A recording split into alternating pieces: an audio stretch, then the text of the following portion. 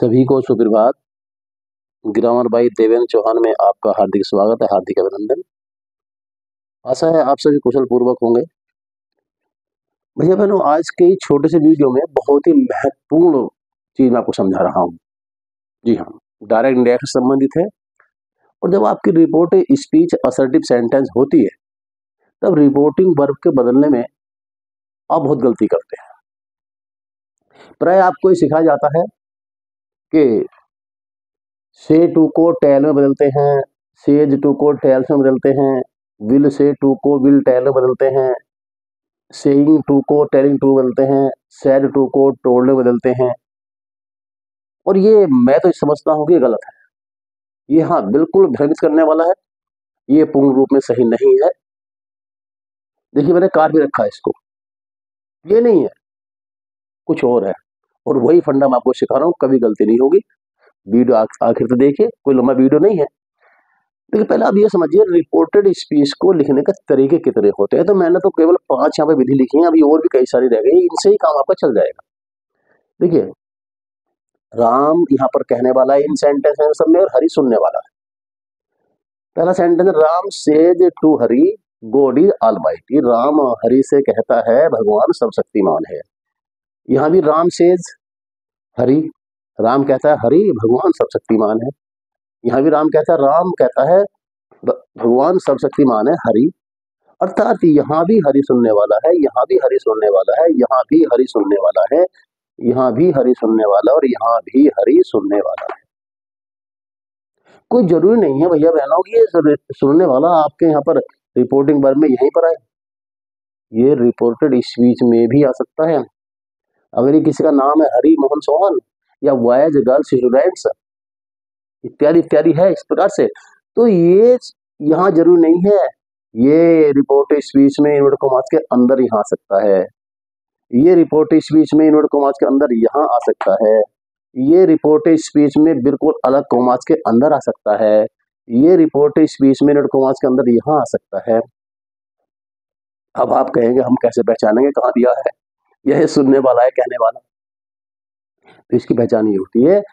जब यहाँ पर आ रहा हो तो आप सिर्फ जानते ही हैं, लेकिन यदि ये सुनने वाला कहीं भी रिपोर्टेड स्पीच में दिया हुआ होगा, रिपोर्टिंग वर्ब से हटा दिया गया होगा, तब ये कॉमास के अंदर बंद होगा।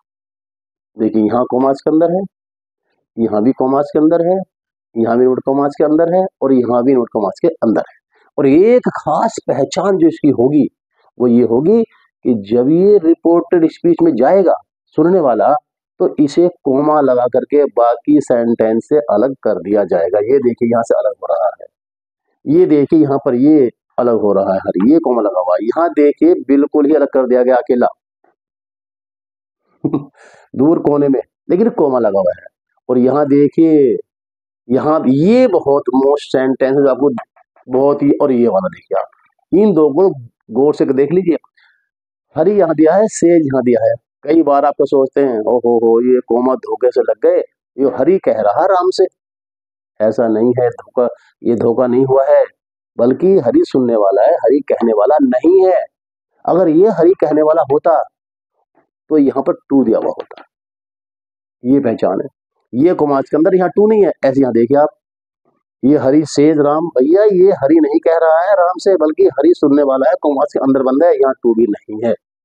कुल मिलाकर के कई तरीके हैं इसके लिखने के। अब विषय पाते फिर से, तो ये जो विधि बताई जाती है, से टू को टेल में, सेज टू को टेल्स में, इज सेइंग टू को टेलिंग में, विल से को विल टेल में, और सैड टू को टोल्ड में, है सैड को है टोल्ड में, ये बिल्कुल गलत, भ्रामित करने वाली है। आप केवल 2 चीज सीख लीजिए, ओनली 2। यदि सुनने वाला दिया है, एक तो ये बात है, टू का कोई रोल नहीं है, टू हो या मत हो उससे कोई अंतर नहीं पड़ता।